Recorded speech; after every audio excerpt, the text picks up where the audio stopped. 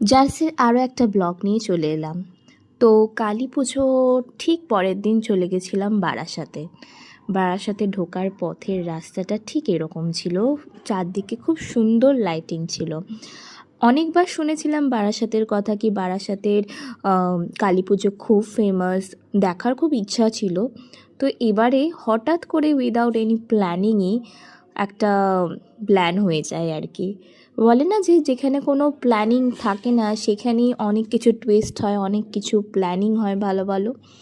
তো বেরিয়ে পড়লাম আমি আর জিৎ। তো বারাসাত ব্লক 1 ক্লাবের ফার্স্ট প্যান্ডেলটা দেখে just I was so excited to see. মানে এত সুন্দর ক্রিয়েটিভিটি ছিল। আমি তো বলবো যে আমি কোনোদিনও এত সুন্দর ক্রিয়েটিভিটি হয়তো মানে কলকাতার প্যান্ডেলেও এরকমভাবে দেখিনি, অনেক বছর দেখিনি, যেন অনেক দিন পর এরকম কিছু একটা দেখলাম। পুরো প্যান্ডেলটা কাচের উপর ছিল, কাচের আয়না, প্লাস্টিকেরও তার মধ্যে ছিল কিছু কিছু। তো everything was so perfect and so creative. এত ইনোভেটিভ কনসেপ্ট, যেটা আমি যেন মনে হচ্ছে ওখান থেকে বেরোবো না, জাস্ট দেখতে থাকি, এত সুন্দর। ঠিক আছে, সবাই কোথাও ছাড়েনি ওখানে পিকচার ক্যাপচার করতে, তো আমিও অবশ্যই একটা পিকচার ক্যাপচার করেছিলাম। আর ভেতরের ভিউটা জাস্ট এরকম ছিল। ঠিক আছে, আর এত সুন্দর ছিল, মনে হচ্ছে যেন একটা কিছু অর্গানাইজড করা।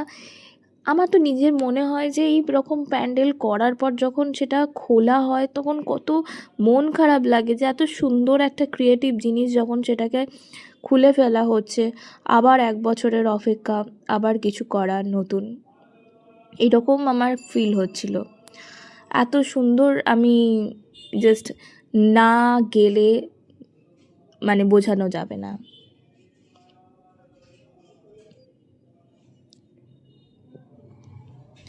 আবার পথ চলা শুরু হয় ব্লক 1-এর ক্লাবের ঠাকুর দেখে।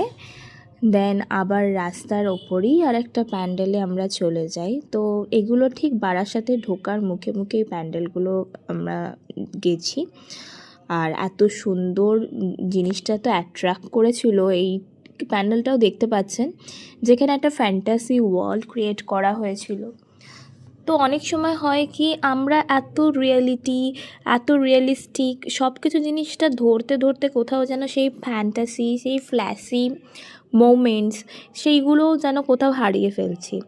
বারাসাতে ঠিক ঢোকার মুখে এই প্যান্ডেলগুলো কোথাও না কোথাও আমাকে সেই জায়গায় ফিরিয়ে দিচ্ছে, যেখানে আমরা সেই ছোটোবেলায় যে ফ্ল্যাশি, যে ইম্যাজিনেটিভ ওয়ার্ল্ডটায় আমরা থাকতে ভালোবাসতাম।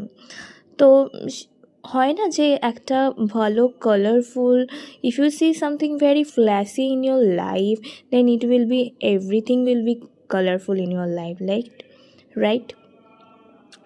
সো আমি এটাকে আর কিছু ভাবে এক্সপ্লেন করতে পারছি না, কারণ প্রত্যেকটাতে এত চারদিকে এত কালার্স ছিল, এত সুন্দর ক্রিয়েটিভিটি ছিল, মানে একটা ক্রিয়েটিভিটি কোথাও একটা ছাড়েনি।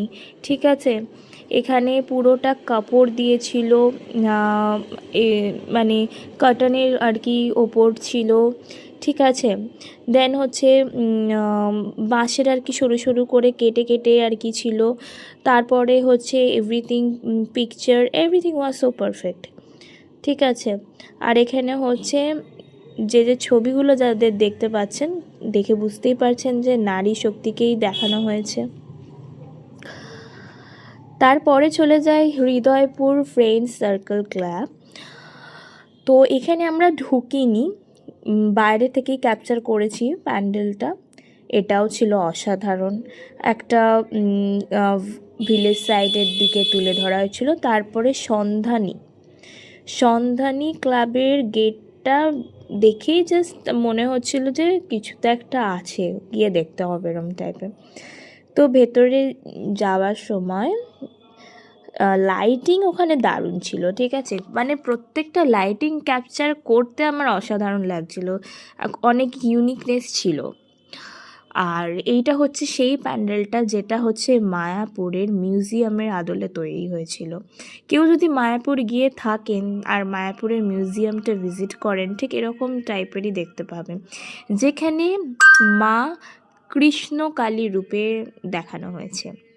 বেশ ইউনিক ছিল, যেটা আমি এর আগে দেখিনি কোনোদিনও। তারপরে আমরা আবার চলতে শুরু করি। চলতে চলতে আমরা পৌঁছে যাই দ্বারকা ক্লাব। দ্বারকা, যেখানে শ্রীকৃষ্ণের বসবাস ছিল, ঠিক আছে। তো সেই জায়গাতে এক হচ্ছে কালী পুজো, দেন হচ্ছে আবার শ্রীকৃষ্ণের একটা কানেকশান আছে। সব কিছু মিলিয়ে এরকমই এক্সপেকটেশান ছিল কি দুটোর কিছু আমরা কি রিলেট করতে পারবো প্যান্ডেলে গিয়ে। তো প্যান্ডেলে গিয়ে পৌঁছাবার পর কিন্তু সত্যি আমরা কিন্তু একটা অদ্ভুতভাবে রিলেট করতে পারলাম, ঠিক আছে। মা কালী এখানে মা কালীর রূপেই ছিল, কিন্তু মা কালীর যে গায়ের রঙটা ছিল সেটা অনেকটা কৃষ্ণ ঠাকুরের গায়ের রঙ। এরপরে কেএনসি রেজিমেন্টে চলে যায়। কেএনসি রেজিমেন্টের কনসেপ্ট ছিল কিছুটা মাটি কালারের কনসেপ্ট ছিল, যেটা আর কি এটাও একটা ক্রিয়েটিভিটির কাজের ওপর ছিল, ঠিক আছে। এখানে ক্রিয়েটিভ যে মানে প্রত্যেকটা প্যান্ডেলেতেই ক্রিয়েটিভিটি ছিল, এটা একটা কমন বারাসাতে যেটা আমি ফিল করলাম ওখানে। তো ওখানে রিয়েলিস্টিকের থেকেও ক্রিয়েটিভিটির একটা আলাদা রকমের রিমার্ক আছে, যেটা আমি খুব ভালোভাবে ফিল করেছি। তো অসাধারণ ছিল। আবার এখানে একটা জায়গায় চলে যাচ্ছিলাম, সেখানের প্যান্ডেলটা যেখানে ছিল সেই ক্লাবটার যে কনসেপ্টটা ছিল সেটা ছিল দৃষ্টিকোণ। দৃষ্টিকোণ মানে হচ্ছে এক একজনের দৃষ্টিতে পুজো কীরকম, ঠিক আছে। ওখানে যে রেকর্ড যে ভোকাল যেটা শোনা যাচ্ছিল, সেখানে এরকমই কিছু দেখাচ্ছিল যে প্রত্যেকজনের পুজো তো একই রকম হয় না, ডিসক্রিমিনেশন এসে যায় যখন সেটা ফাইন্যান্সিয়াল একটা ডিফারেন্স এসে যায়, রাইট। তো সেই জায়গায় গিয়ে পুজো এমনই একটা উৎসব আমাদের কাছে, এত বড় একটা উৎসব, শারদীয়া উৎসব থেকে যেটা শুরু হয়, যেটা ভাতৃদ্বিতীয়াতে এসে থামে, সেই সময়টা মানুষ কিন্তু মনটা সত্যি খুব ভালো থাকে, কারণ এই সময়টা মা আসেন, নানান রূপে আসছেন, ঠিক আছে। সেই জায়গায় মানুষ অনেকটা আনন্দের সহিত অনেক কিছু সবাইকে নিয়ে মিলেমিশে সেই পুজোটা উপভোগ করতে চায়। সেই দৃষ্টিকোণটাকেই অ্যাকচুয়ালি তুলে ধরা হয়েছে। প্রত্যেকটা জায়গায় সেই ঠাকুর দেখতে যাওয়ার কথা, ঠিক আছে। মা কালীর তো ছবি ছিলই, তার সাথে শারদীয়া উৎসব এবং জামা কাপড় দেওয়া, গিফট দেওয়া, এই সব কিছু। এরপরে চলে যায় ব্লক 3 ক্লাবের ঠাকুরের। আবারও বলছি, এটাও ছিল অসাধারণ, ঠিক আছে।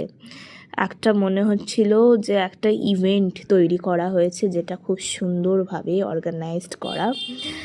এখানেও বলবো ক্রিয়েটিভিটি ছিল।